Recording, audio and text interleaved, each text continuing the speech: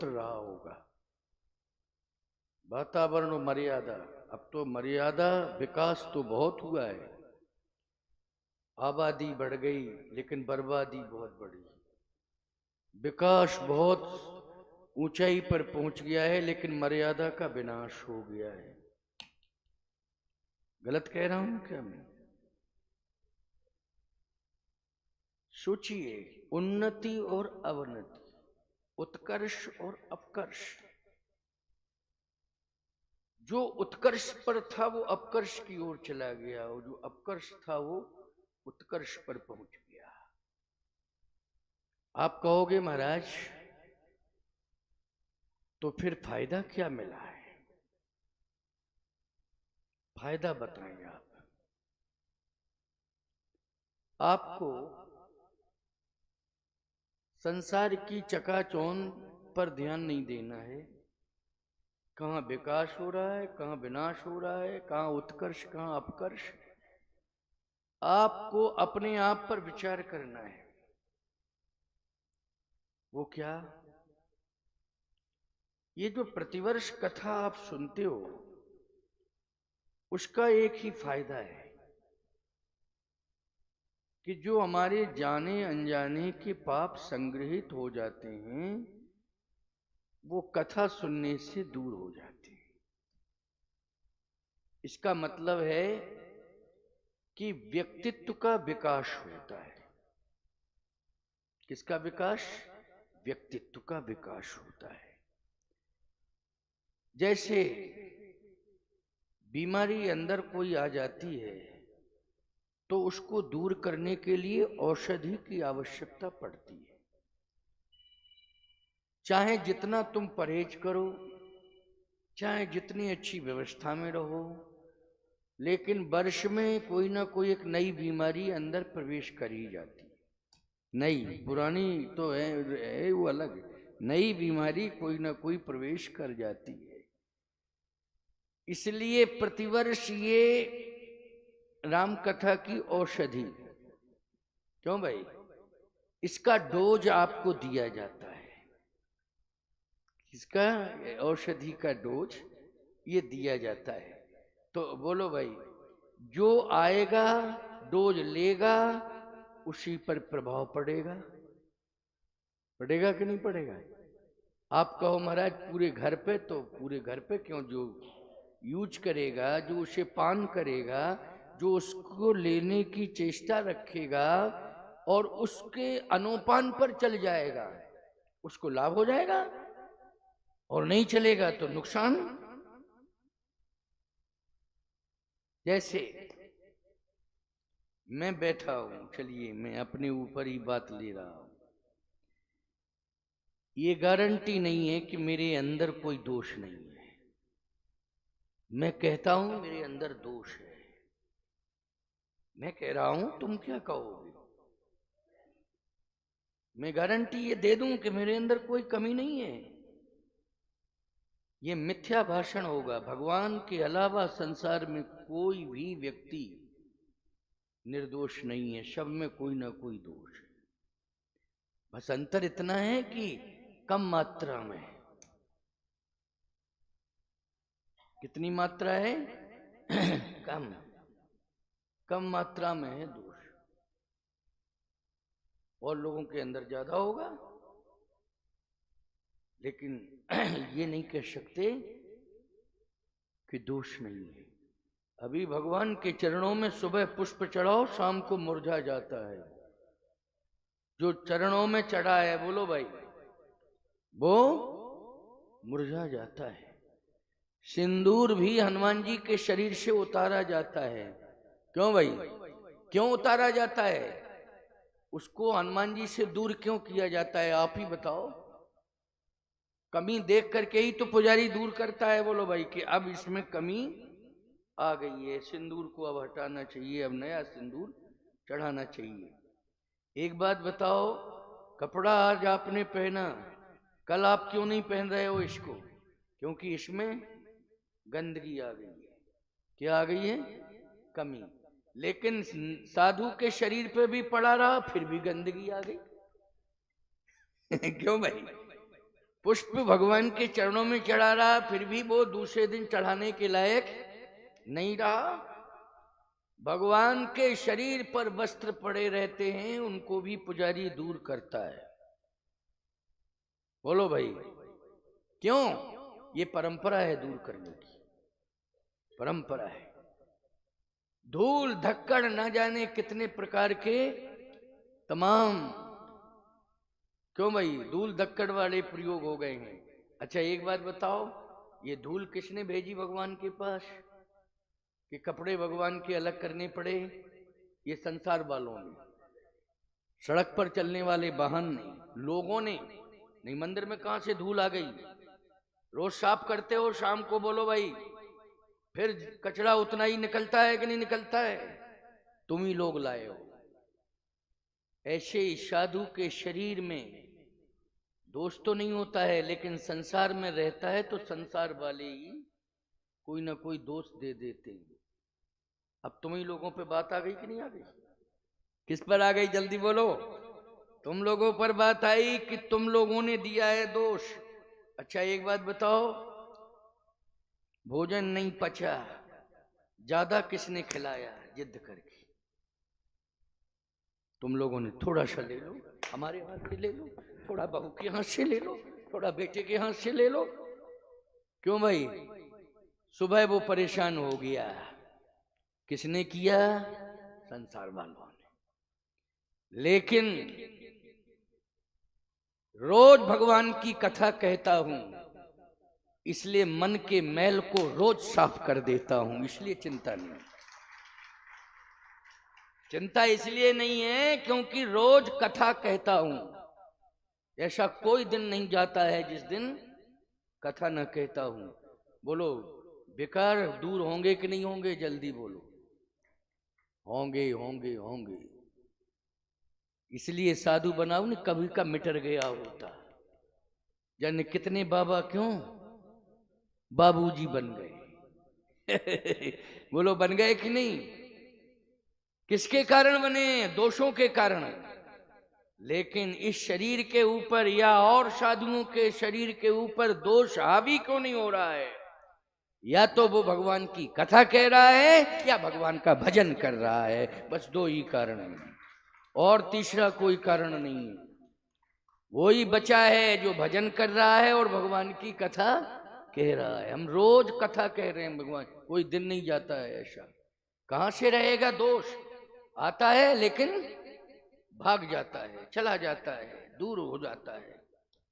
इसलिए मैं कहता हूं कि तुम्हारे अंदर, तुम लोग तो साल भर में एक बार सुनते हो कथा, बीच में भागवत आदि होती होंगी मोहल्लों में या इधर उधर होते ही रहते हैं कार्यक्रम, ऐसी बात नहीं। कथाएं भी राम कथाएं, भागवत की कथाएं सुनते रहते हो। लेकिन ये दावा तुम नहीं कर सकते हो कि पर डे तुम कथा सुनते हो। बोलो भाई, ये दावा नहीं कर सकते हो। मैं दावा कर रहा हूं कि मैं पर डे कथा कहता हूं। इसी के प्रभाव से साधु और साधुता का निर्वाह हो रहा है, और अंतिम श्वास तक मैं गारंटी से कह रहा हूं कि राम कथा के बल पर ऐसा ही निर्दोष शरीर जाएगा भगवान के दरबार में। किसके बल पर जाएगा? राम कथा के बल पर। तुम लोग भी गृहस्थ जीवन में हो, भगवान की कथा सुन रहे हो, इसको हृदय में रखना, दूर मत करना, और थोड़ा थोड़ा पर डे इस कथा पर चलने की कोशिश करना। थोड़ा थोड़ा। बिजी लाइफ तुम्हारी संसारिक काम धामों में, लेकिन थोड़ा तो चल सकते हो कि नहीं चल सकते हो? चल सकते हो, प्रयास करो तो थोड़ा सा चलना। मैं गारंटी के साथ कह रहा हूं, मैं आगे भगवान के धाम पहुंचूंगा, तुम कहीं ना कहीं मेरे कथा के प्रभाव से पीछे पीछे मेरे साथ आ जाओगे भगवान के दरबार में। क्यों? मैं सिफारिश करूंगा कि मैंने मेजा रोड में कथा सुनाई है, और ये कैमरा लगा है हनुमान जी की आंखों में, समझ रहे हो कि नहीं? ये कैमरे तो फेल हो जाएंगे जो सिस्टम में लगाए गए होंगे, लेकिन हनुमान जी की आंखों में जो कैमरा लगा है, बोलो वो कभी फेल हो सकता है? डायरेक्ट फोकस पड़ रहा है कि नहीं? इसलिए यही कैमरा जाकर के तुम्हारी फोटो बताएगा कि बैठे बैठे ये कथा सुन रहे हैं, देखो ये फोटो है, और मैं कहूंगा कि मैंने कथा सुनाई है। तुम्हारा तो स्पष्ट फोटो आएगा, हमारा पीठ आएगा क्योंकि हम पीछे बैठे हैं, क्यों भाई? लेकिन तुम्हारा तो चेहरा आएगा। तो इसलिए तुम लोग कथा सुन रहे हो, ये व्यर्थ नहीं जा सकता है तुम्हारा सुनने वाला संकल्प, इसका प्रभाव पड़ेगा, विश्वास रखना। ये मत सोचो कि संसार में क्या मिल रहा है। अभी हम चाहे जितना स्नान ध्यान करके निकलें, सड़क पर धूल चढ़ ही जाएगी, कोई नहीं रोक सकता है।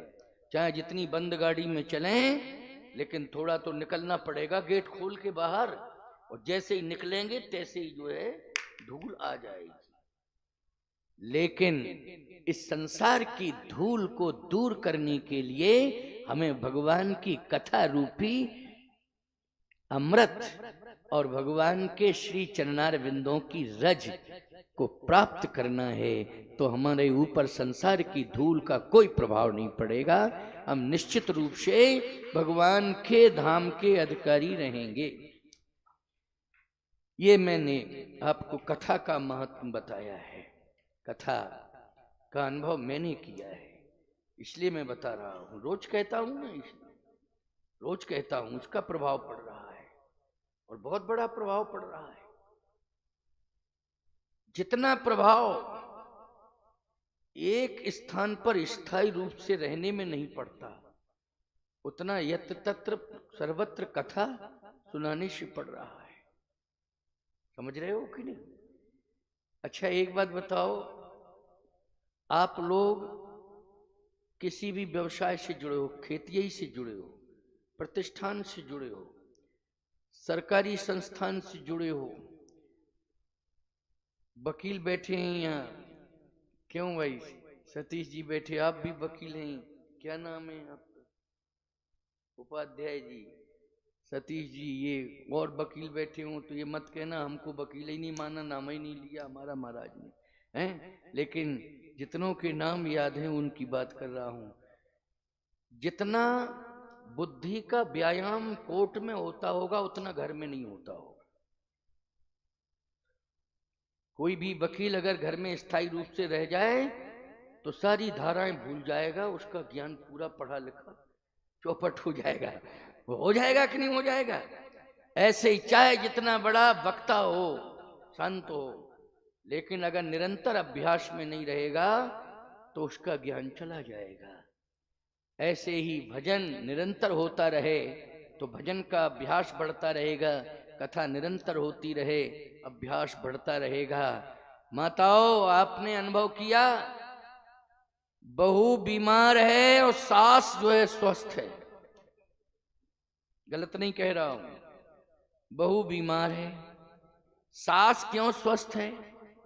क्योंकि सास ने उस जमाने में वो बहू बन के आई थी जब काम करने का पूरा पूरा मौका उसे मिलता था, जब बहू बन के आई थी। अब सास बनी है, अभ्यास पुराना है नहीं काम करने का, लेकिन बहू घर में आई तो बहू बन के नहीं आई, वो बेटी बन के आई। अब ये बेटी है तो बेटी है तो क्या काम नहीं करना चाहिए? एक बात बताओ, मेहनत करो, श्रम करो। बड़े बड़े अधिकारी आज बीमार पड़े हुए, क्यों? श्रम नहीं कर रहे। बड़े बड़े उद्योगपति व्यापारी बीमार पड़े हैं क्योंकि श्रम नहीं कर रहे। लेकिन एक बात बतावें आपको, जो श्रम कर रहे हैं वो आज भी स्वस्थ हैं। बहुएं बीमार क्यों ज्यादा रहती हैं? मेहनत कम करती हैं। सास देसी में रहती है, बहू एसी में रहती है। बोलो, एसी रूम नहीं मिलेगा बहू को तो मायके चली जाएगी रूठ के, नहीं नहीं नहीं एसी नहीं है। अब तो पूछा जाता है, क्यों भाई आपके मकान में एसी है कि नहीं है? एसी, बिना एसी के कोई रह नहीं सकता है। बाप जो है बिना एसी के रह जाएगा, लेकिन बेटा बिना एसी के नहीं रह पाएगा। बाप जो है पैदल चल के चला जाएगा मार्केट, लेकिन बेटा बिना मोटरसाइकिल के नहीं जाएगा, बिना फोर व्हीलर कार के नहीं जाएगा। अब बोलो, घुटने जाम होंगे कि नहीं होंगे? शरीर जाम होगा कि नहीं होगा? दिमाग खराब होगा कि नहीं होगा? आप देखिए हनुमान जी को, ये पूरे संसार को जितने प्रकार की बीमारियां हैं सब अकेले ही दूर कर रहे हैं, और एक और बीमारी नहीं है इनके पास। क्यों? और बलवान हैं ये, बुद्धिमान भी हैं। क्यों हैं? आपको मालूम है कि ये पवन की तरह चलते हैं। किसकी तरह चलते हैं? मारुत तुल्य बेगम, पवन की तरह। इसका मतलब है पवन से मतलब रखते हैं स्वच्छ वायु से, और वेग के साथ चलते हैं तो स्वस्थ रहते हैं। बोलो, रहते हैं कि नहीं स्वस्थ? बोलो भाई। और जितेंद्रियम संयम इनके जीवन में है, इसलिए कोई बीमारी नहीं है। संयम हो, शम हो, कोई बीमारी नहीं रहेगी, और तुम स्वस्थ रहोगे, बलवान रहोगे। आयु कितनी होगी? अजर अमर गुणनिधि सुत हो,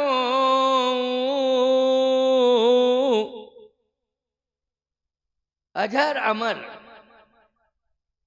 भले ही आपका शरीर अमर ना हो, लेकिन हनुमान जी के जीवन के उसूलों को अपना लोगे तो आपकी कीर्ति अमर अवश्य हो जाएगी। भले ही दुनिया से चले जाओगे, कीर्ति तुम्हारी अमर होगी। बोलो भाई, कीर्ति को कोई नष्ट कर सकता है? नहीं कर सकता है। और सुनिए मेरी बात को, हनुमान जी महाराज ने अग्नि पर विजय प्राप्त कर ली। अग्नि को कितने पहलवान हैं संसार में, अग्नि से कुश्ती नहीं लड़ सकते, चैलेंज कर सकते अग्नि को? क्या, चाहे इतना बड़ा बलवान हो, प्रभावित कर देगी अग्नि। चाहे जितना बड़ा बलवान हो, लेकिन पानी को चैलेंज नहीं दे सकता है। पानी से कुश्ती लड़ेगा कोई, डूब के मर जाएगा। अग्नि से लड़ेगा, जल के मर जाएगा। लेकिन हनुमान जी महाराज की विशेषता क्या है? अग्नि पूरे शरीर में लग गई, लेकिन रोम नहीं जला। और समुद्र में लहरें उठती रहीं, लेकिन पार कर गए हनुमान जी, समुद्र की लहरें प्रभावित नहीं कर पाई। बोलो, प्रमाण है कि नहीं? रोज तो सुनते हो कथा में, और वैसे रामायण में लिखा हुआ है, समुद्र की लहरें प्रभावित नहीं कर पाई हनुमान जी को, और लंका में आग की लपटें हनुमान जी को प्रभावित नहीं कर पाई। क्यों नहीं कर पाई जानते हो? बात यह है कि हनुमान जी महाराज तलाश करते हो, ठंडक मिलनी चाहिए। इसका मतलब है कि तुमने गर्मी को स्वीकार नहीं किया। बोलो, प्रभावित हो जाओगे कि नहीं? प्रभावित हो जाओगे। तुम्हें आग एक दिन प्रभावित कर लेगी। अच्छा, ठंडी आई तो तुमने तुरंत जो है हीटर की व्यवस्था की, क्योंकि ठंडी को तुमने स्वीकार नहीं किया। तुम्हें ठंडी प्रभावित कर देगी।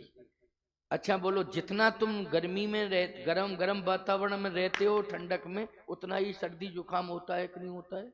उतना ही होता है। हनुमान जी महाराज की कृपा से हम वर्ष भर घूमते हैं, लेकिन मौसम का ज्यादा प्रभाव नहीं रहता है, नहीं रहता है। ये बूढ़े लोग बैठे हुए हैं, ठंडी आती है इनके पास, लेकिन ये सह लेते हैं। और नौजवान लड़के जो है ठंडी में प्रभावित हो जाते हैं। गर्मी आती है, बुढ़े गर्मी सह लेते हैं, नौजवान प्रभावित हो जाते हैं। नहीं नहीं प्यारे, आप चाहे जितने समृद्धशाली हो, आपको प्रकृति से जुड़ना है। हनुमान जी प्रकृति से जुड़े हैं, राजाओं की बात सुनाएं आपको, ये तो चलो महात्मा है, राजा की बात सुना रहे हैं। जो राजा प्रकृति से जुड़ा है वो राजा बीमार नहीं हुआ, और जो राजा प्रकृति से दूर हो गया वो बीमार हो गया। जैसे रामायण का राजा ले लो, ये जनक जी महाराज प्रकृति से जुड़े हैं, कभी बीमार नहीं हुए। आध्यात्मिक राजा की बात बता रहा हूं। कभी भी जनक जी महाराज का कोई भी बता दे प्रमाण कि वो बीमार हुए हो। क्यों? प्रकृति से जुड़े हैं। एक तो योगी हैं, तो योगी जो होता है वो प्रकृति से जुड़ा होता है। दूसरा प्रमाण ये है कि वो धरती से जुड़े हैं, राजा होते हुए भी हल चलाते। राजा होते हुए क्या करते हैं? क्यों? इस बात को मानोगे कि नहीं मानोगे? राजाओं के यहां नौकर चलाते हैं हल, कि राजा चलाता है? नौकर। लेकिन जनक जी ने बोलो हल चलाया कि नहीं चलाया? हल चलाया। धरती से जुड़े हुए हैं कि नहीं जुड़े? राजा हैं, लेकिन बोलो धरती की मिट्टी से जुड़े हैं कि नहीं जुड़े हैं? हल चलाने वाला किसान मिट्टी से धूल दूषित हो जाता है कि नहीं हो जाता है? सुनैना जी साथ में चली हैं खेत में। ऐसा नहीं है कि जनक जी ने हल चलाया हो, सुनैना जी ने रबड़ी खाई हो डल्लब के गद्दे पे बैठ के। वो भी खेत में गई हैं, साथ में उन्होंने भी श्रम किया है। जनक जी महाराज का प्रमाण है कि जनक जी महाराज सदा स्वस्थ हैं। उनके राज्य में किसी भी प्रकार की कोई बीमारी नहीं है, कोई बीमारी नहीं। लेकिन मैं आपको एक बात बता रहा हूं, महाराज दशरथ मानसिक तनाव में आए। बोलो आए कि नहीं आए मानसिक तनाव में? और महाराज दशरथ 3 बार मानसिक तनाव में आए। जनक जी का कोई प्रमाण नहीं है कि एक बार भी जनक जी टेंशन में आए हों। केवल एक चर्चा थोड़ी सी कभी कभी हो जाती है, जब धनुष नहीं टूटा उस समय। क्यों भाई? थोड़ी सी बात, जब धनुष नहीं टूटा उस समय। वो भी किस बात पर विचार करके मानसिक तनाव में थोड़ी देर के लिए आए? बोले सुकृति जाए जो पन पर हरऊ, ओ कुंवरी कुंवारी रही का करहूं। यदि मैं प्रण का त्याग करता हूं तो बेटी कुंवारी रह जाएगी। प्रण का अगर मैं प्रण का त्याग करता हूं तो मेरे पुण्य नष्ट हो जाएंगे, और अगर प्रण का पालन करता हूं तो बेटी कुंवारी रह जाएगी। धर्म संकट। अगर मैं प्रण का त्याग करता हूं तो जो पुण्य है, जैसे आपने कोई बात कही और उसका पालन नहीं किया तो पुण्य चले गए। आजकल तो आदमी दल बदलू हो गया,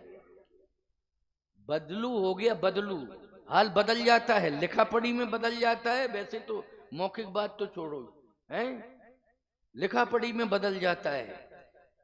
नहीं नहीं नहीं, सुकृत नष्ट होते हैं इससे। कह दिया, वचन का पालन करना चाहिए, नहीं तो पुण्य चले जाएंगे आपके।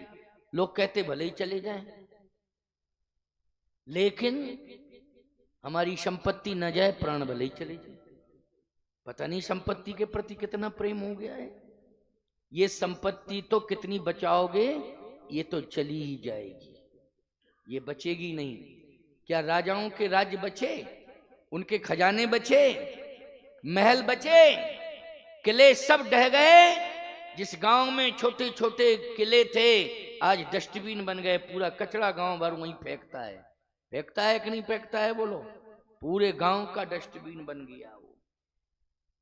इसलिए ये मत सोचा करो वही राजा अमर हुआ है जिस राजा ने अपने जीवन में 3 चीजों को अपनाया है।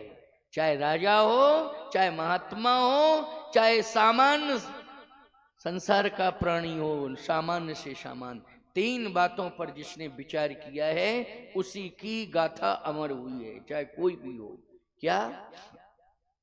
एक तो उसके जीवन में श्रम हुआ है, श्रम, और दुष्श्रम मतलब सदुपयोग। शरीर से अगर श्रम कर रहा है तो उसने अपनी शक्ति का सदुपयोग किया है। बोलो किया है कि नहीं। दूसरा, संपत्ति अगर मिल गई है, सदुपयोग किया है, तब तो वो संपत्ति आज तक अमर है, कीर्ति भी अमर है। और जिस राजा ने समय की कीमत समझी, समय की कीमत, समय का दुरुपयोग नहीं किया, बस समझ लेना उस राजा की कीर्ति अमर है। शक्ति, संपत्ति और समय, ये तीन बातों पर ध्यान रखना है। जनक जी महाराज ने तीनों का सदुपयोग किया। समय किसमें जाता था? बोले साधु संतों के बीच में, प्रजा के बीच में भी बैठते थे तो धार्मिक वातावरण की चर्चा करते थे अपनी प्रजा से। इसलिए पुर नर नार सुभग सुई संता, धर्मशील ज्ञानी गुण वंता, अच्छी चर्चा करते थे। महाराज जब भी श्रम की बात आती थी तो स्वयं चल देते थे खेत में और जाके स्वयं हल चलाने लगते थे, स्वयं चलते थे जाके और स्वयं मेहनत करने लगते थे। और एक बात आपको बताएं, समय हमेशा भक्तिमय वातावरण में उनका व्यतीत हुआ। बोले संपत्ति, बोले उन्होंने यज्ञ में खर्च की है संपत्ति, बेटियों के विवाह में संपत्ति खर्च की है और साधु संतों के सम्मान में संपत्ति खर्च की है। जब भी कोई ऐसी विषम समस्या आई है कि उनके राज्य में कभी किसी को कोई आवश्यकता पड़ गई है, उसके जीवन में अभाव है, तो महाराज श्री जनक ने उसकी समस्या को दूर कर दिया है। समय का, संपत्ति का, शक्ति का सदुपयोग किया है। इसलिए जनक जी महाराज की गाथा गाई जा रही है। और कभी कोई भी विपत्ति महाराज जनक के जीवन में नहीं है, दशरथ जी के जीवन में किंतु लग गया। क्या लग गया किंतु? महाराज श्री दशरथ 3 बार विपत्ति में फंसे। बोले कब फंसे? एक बार तो महाराज श्री दशरथ उस समय अस्वस्थ पड़ गए और मूर्छित होकर के गिर पड़े जब विश्वामित्र जी ने राम लक्ष्मण मांगे। एकदम मूर्छित होकर गिर पड़े, सह नहीं पाए। बोलो भाई, ये विपत्ति का पहाड़ टूट पड़ा कि नहीं? बोले अब मैं राम को नहीं दे सकता हूं, प्राण दे सकता हूं। मंत्रियों ने उठाया महाराज को, समझाया दुखी मत हो। वशिष्ठ जी महाराज ने जब समझाया तब महाराज को होश आया। दूसरा प्रमाण क्या है?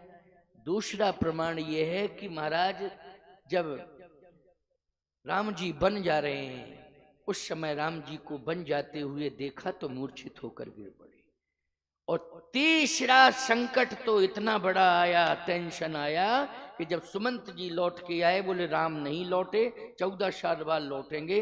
बोले अब मैं जा रहा हूं, अब जिंदा नहीं रहूंगा। तो तीसरी बार में महाराज प्राण ही त्याग दिए। बोलो त्यागे प्राण कि नहीं त्यागे? जनक जी महाराज का प्रमाण बताओ जरा। बोलो भाई, कोई प्रमाण है? कोई प्रमाण नहीं ऐसा कि ऐसी विपत्ति आई हो। यहां तक प्रमाण है कि महाराज श्री जनक ने ये सुना कि मेरे दामाद और मेरी बेटी वन चले गए। कहां चले गए? वन चले गए। तो देख लो, रामायण का प्रमाण में दे रहा हूं।